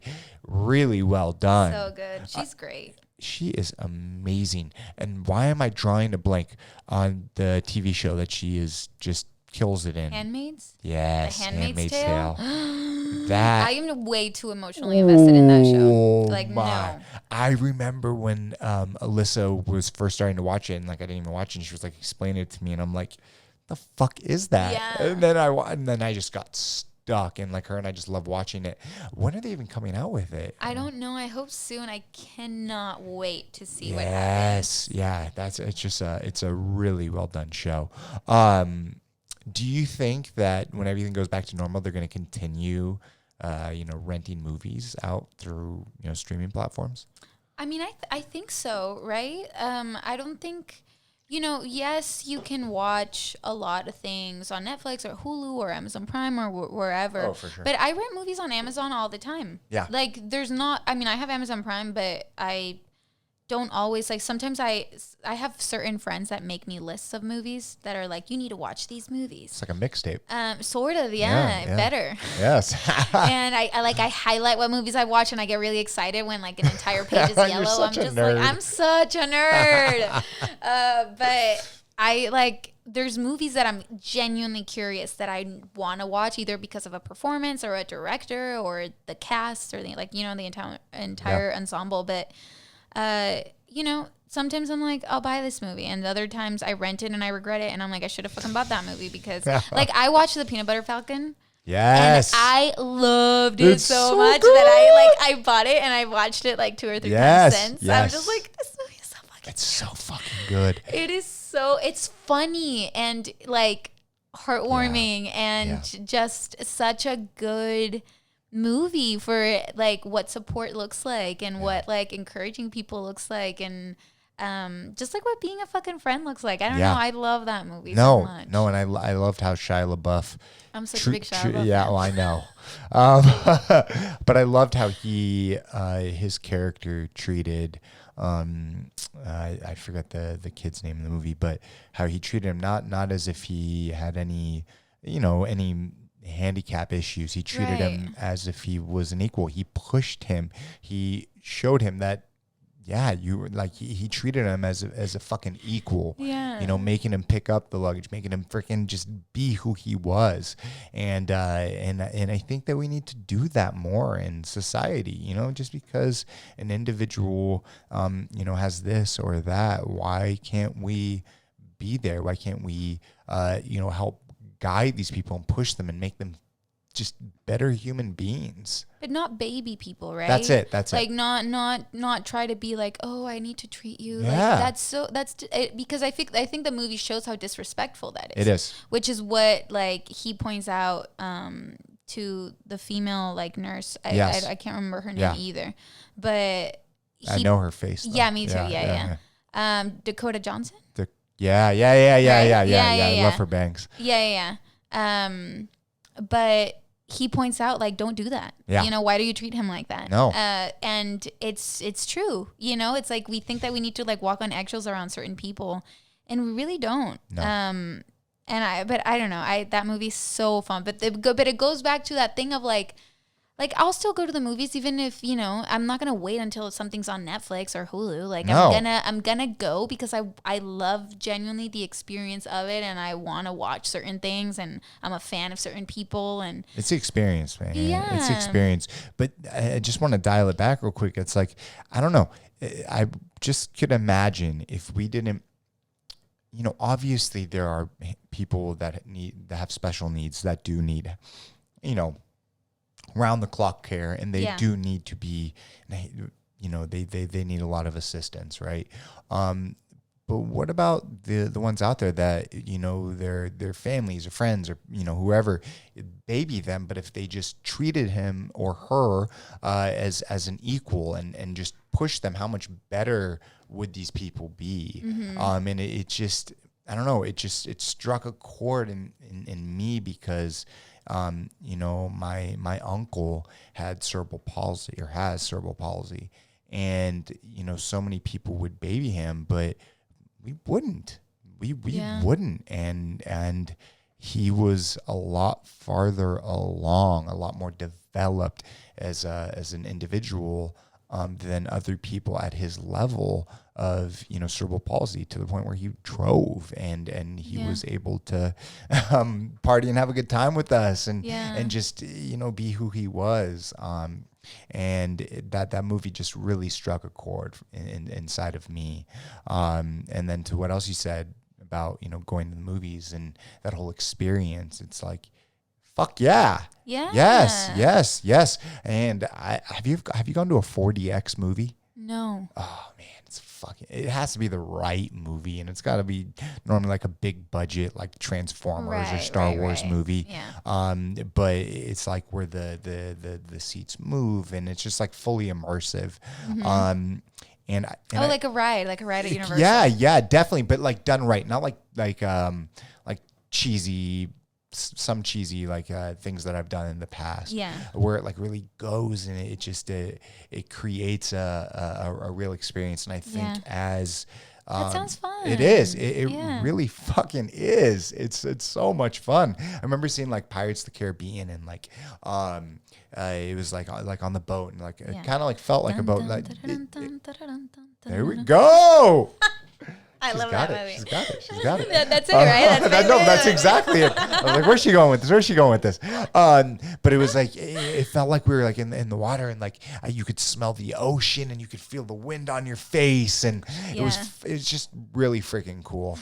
But I don't know. The movie theater is such an experience, and I can't wait for them to open back up. Yeah, me too. And you know what, like what we were saying about like what you were telling me about your uncle, and you know, sometimes I think what's really easy, not easy, but what's clear sometimes in movies and shows and whatnot is like to really see that some characters, for example, carry the limiting beliefs of others.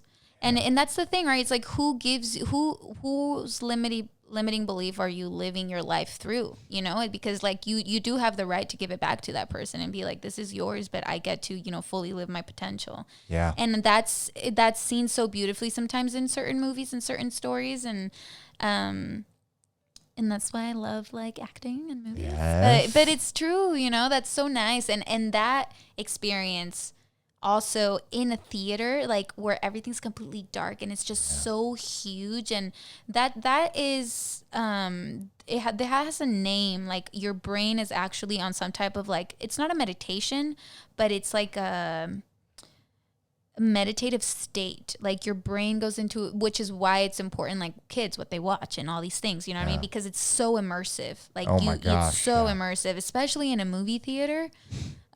Where like the screen is huge and, you know, you really can't look at your phone, you can't talk, you can't do this. I mean, people sometimes do, but you know, they get a lot of backlash for dicks, man. But yeah, like it's so empowering, I want to say. No, it is. Especially the movie theater experience. It's so different how you feel when you watch a movie. And then I don't know if this has happened to you where you watch a movie and then you're like, oh, I really wish I'd seen this in theaters. Oh my gosh. Yeah, fuck yes. Yeah. Or mushrooms. Yeah. That happens all the time. One or the other. Fucking mushrooms. No, but it's true. But yeah, absolutely. Oh my gosh. I mean, the immersive experience that a movie theater at least for me brings, it's I don't know, we take it for granted. We take these things for granted, and to be able to have it taken away and then now really kind of just think about it, because like I don't know, there was a point for, I don't know, maybe the past year where I went to the movie theater, let's say 6 times, but the years prior, it was like at least twice a month, you know, I would be going. And it's just because of life and being busy. But I cannot wait to get back and watch a fucking awesome movie. Yeah. And I just can't wait to have, you know, a steady flow of movies coming in. Yes. And that's when I talk to like Alyssa, my wife, and she's like, it's just like all of the shit is just like a lot. And I get it. Trust me, I get it. Well, actually, I don't get it, but I understand. Right. And the same for you. Right. Too many people all around the world watch movies, televisions. They watch TV. Yeah. We're so accustomed to this. And so to think that there's just people online say, oh, it's not going to come back, or it's just this, that, and the other. It's like, no, it's definitely going to come back. Yeah. They're going to figure it out. Things take time, but there is going to be a day, if it's a year, 2 years, or 5 years from now, where it is going to be back to what it was pre-COVID, or at least I like to believe that. Yeah. And every ounce of my body, I truly do believe that. It just takes. That's what's so hard right now, right? I know. It's like that thing of like, wait, is the new normal like the permanent new normal? Or? We're gonna wear masks forever. I mean, in Japan, it's a thing. It's a thing. Yeah. It's a thing, and it's out of. I mean, that's not the most horrible thing. No. It's literally not, you know. I mean, even for common influenza, you know, which is terrible, right? I mean, tens of thousands of people die every single year. Wearing even the mask. From the flu, yeah, that's what I'm saying. It's like even from the flu, which is terrible for kids. I almost died from it as a kid. Wearing a mask helps out.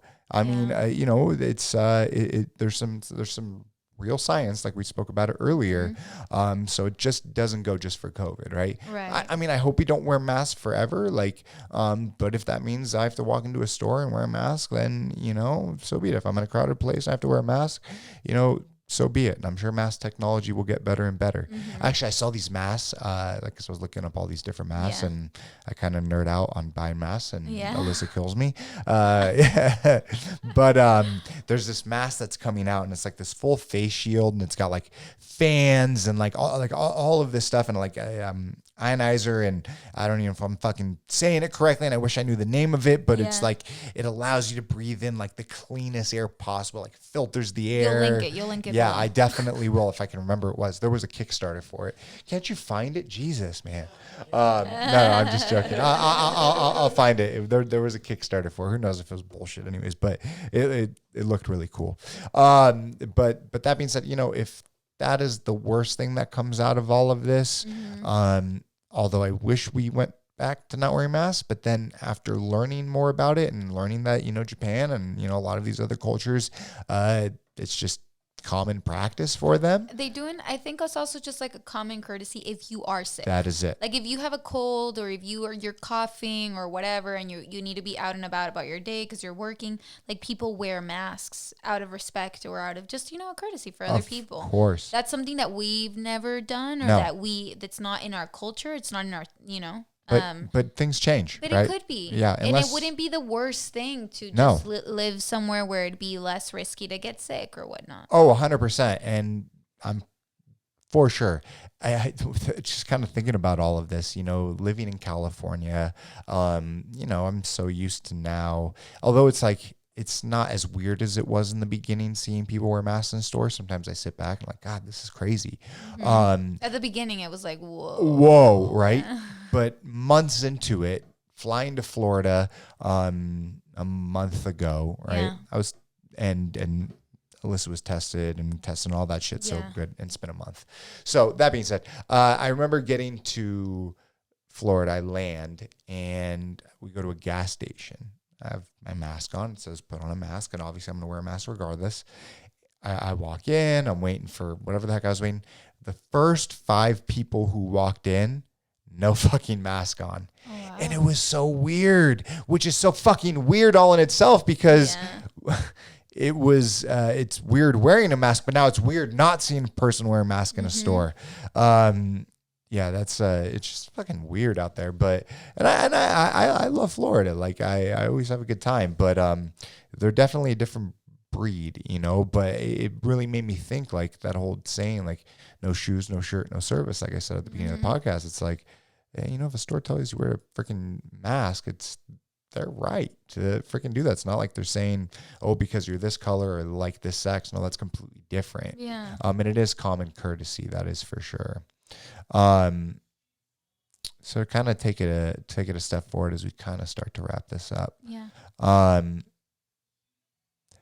What do you see? I think I asked you this last time. What do you see for yourself after this is all gone, right? Not gone, but we're to that next chapter. Mm-hmm. What do you see for yourself to kind of bring back that mental flow that, you know, with all this going on, like what are some of the key things for you? Well, I think first appreciation for the things that you're able to do when you are able to do them. I don't think I've ever been ungrateful, but I think it'll be even more special having gone through this of like what I feel like I need a cough. Of what you're able to do or like the opportunities that are presented to you for sure. But I also think honestly,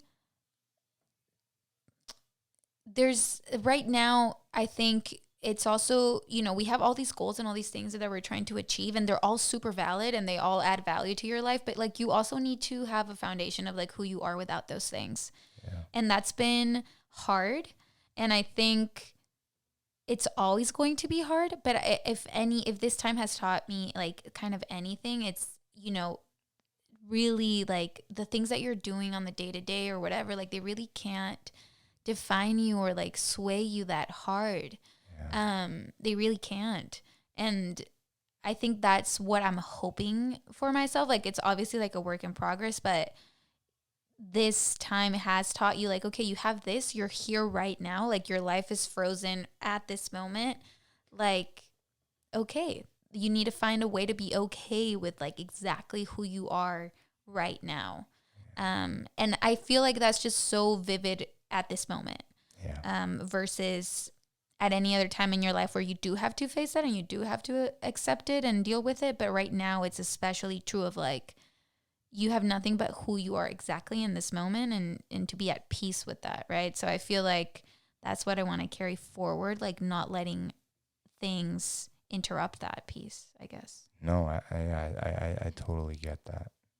You know, what one thing I guess that came to my mind, and I guess, I don't know, I've never really thought about this. Maybe it's because of you, you know, shout out to your baby boy, and congratulations, Daniel. But when you have kids, right, and they ask, Mama, you know, what was the experience like? You know, what did it look like? What did it feel like? What would you even share with them? Oh, God. I mean, depending their age, right? Say they're 15 years old. It's so weird to think about myself with a 15-year-old. That's the first thing that comes to your mind. Yeah, that is the first thing that comes to my mind.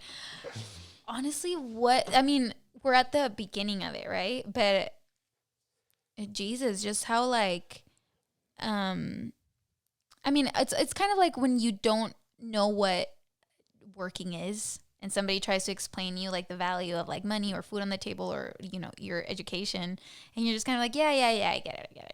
But it's really hard. I think like the one thing is, you know, if like that time comes, the appreciation of like communion, you know, like I see so many people pregnant right now, like so many, and I get it, you know, it's like, oh, time off, I guess, you know, let's have a baby now.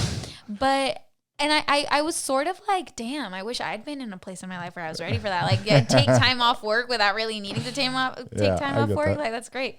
But at the same time, I want to share that. You know what I mean? Like, I want to be around friends and family and like, oh, for sure. You know what I mean? And like, I don't know. That's such a special moment in anybody's life, like male or female. And I think that the ability, you know, that's the one thing that people right now miss a lot of, you know, like being able to hang out with people at a restaurant or at a bar, dance, and all these things. I feel like that's the one thing that's like, no matter, you know, when you said 15-year-old, I thought like, oh my God, like a whiny teenager. And probably the one thing that, you know, that is like to try to make them like understand is like, you know, the most valuable thing really is like people, community, because that is what is the most fun, not all the other things, you know, that you're trying to achieve, like I want to be here and I want to be here. It's like, that's all great and you need that and that's awesome, but communion, like human beings need that. They need other people. I feel like that's also the weird thing about this time, that I would definitely like, you know, it sticks with me. And that if I were to tell it, it was like, it was weird. You couldn't see anybody. You were alone for a month. Like, that does a number to your head. You will never understand. Yes, no, nor they, you know, individuals that are not growing up in this, living through it and trying to explain it to a child or anyone, right? It's, you don't understand. You can't fathom things that are going on. Just like if, you know, someone. People that graduated high school. That's the people that graduated. I mean, a friend of mine graduated from law school, and she didn't have a graduation.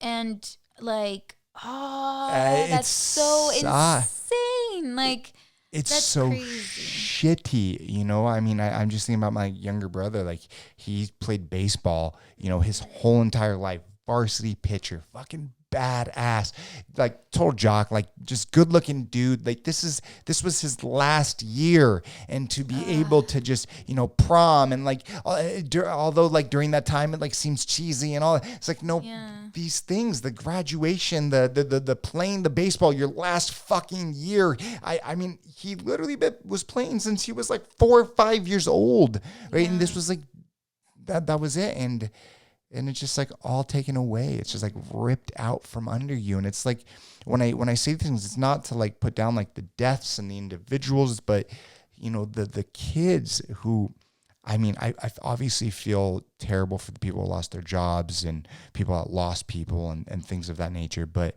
I feel really bad for the kids because they don't realize it now, but long-term, ramifications, long-term repercussions of what that does to your psyche. It's just, you want to look back at that time of, like, it's just amazing. And it sucks. And even your friend graduating law school, like, what the fuck? Yeah. You put all that time into it and it's just like gone. But, there's a bright side. I mean, not gone, right? But no, and that's it. But you just can't celebrate it. And I think that's what it is. It's like you need other people to share your special moments and to share your life with and to share your happiness with and to share your sadness with too, and your worries and your anxieties, and you really can't do it alone. No. And that's the one thing about this time that's so like, crazy. It's like, you can sit here, you can come here. No, like, but make sure your party isn't bigger than 4, or you're like, it's just very crazy. Yeah. And I come from like a huge Mexican family. So like, you know what I mean? It's just, that's the one thing that like, if somebody's like, what was the craziest thing about that time? It was like the isolation. Yes. That's what's couldn't crazy. Go see my dad. Yeah. It's like, what? You couldn't? Right. My dad's sick. I can't see him. Why? If I wanted to travel to Europe right now, can't. Yeah. We're not accepted right now anyway. Yeah. Rightfully weird. so. Yeah, Jesus. Yeah, no. But like anything in life, if I can just look at my own experiences, my biggest challenges, my biggest just craziest points in my life, although going through it was very difficult, what I learned from it made me who I am today. And so I hope as we get through this, because it will pass in time, we become stronger and we start to, the people that maybe took things for granted, like family, like community, start to appreciate it, and the environment and just coming together. It's just so fucking important.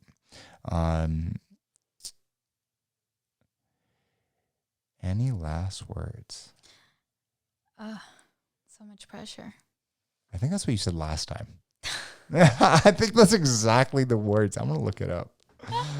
If not, I'll dub it in. Last words, I guess, this is not permanent. Yeah. We're not gonna be here forever. And I think even though right now it's hard, at the same time, like, as crazy as this sounds, we're going through this insane moment, but we are going through it. Like, you get to tell the story of like, wow, 2020, let me tell you, like, which is not necessarily a thing to be proud of, but it is a thing that it's going to shape all of us. Oh my gosh. And, cumulatively. So I think that's it. That's the one kind of thing of like, just... we are absolutely gonna get through this. Like, time goes by no matter what. Another question. How long until they make a movie about it? Oh God, already I'm sure that stuff is in production. I've read a couple scripts where I'm just like, okie dokie, I get it. Watch 2021, 22, 23. It's gonna be all COVID-19 stories. Yes. Yeah.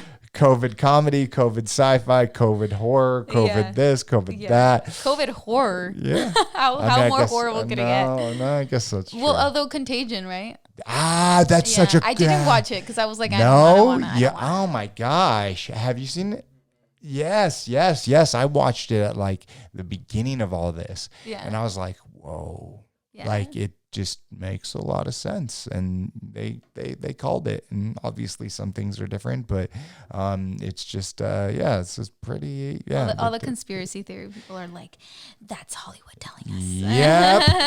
Yep. Bill Gates and fucking Hollywood and all the crazy shit that people are saying right now, and some of that shit's true, you know, fucking definitely some of the shit's true, and a lot of it's not, and you know, time will tell. Indeed, good sir. Indeed, good sir. Thank you so much for coming on the podcast again and talking about COVID and everything else. No, thank you so much for coming on. I really appreciate it. Wow, that was a great way to go. Yeah. No, thank you. I always a pleasure, always fun. Maybe. What do you mean? I don't know. We'll do round 3 post-COVID, and yes. then we'll see, and then we'll see what's there up. There we go. Maybe that one won't be so serious. Just joking. All right. Thank you so much for listening back to your story. Have a good night, people. Peace out, motherfucker. Bye. I want to thank you guys so much for watching. To subscribe to the podcast, hit the logo right there. And to watch more content, hit the bad boy right there. Thank you. Have a good one. Peace out.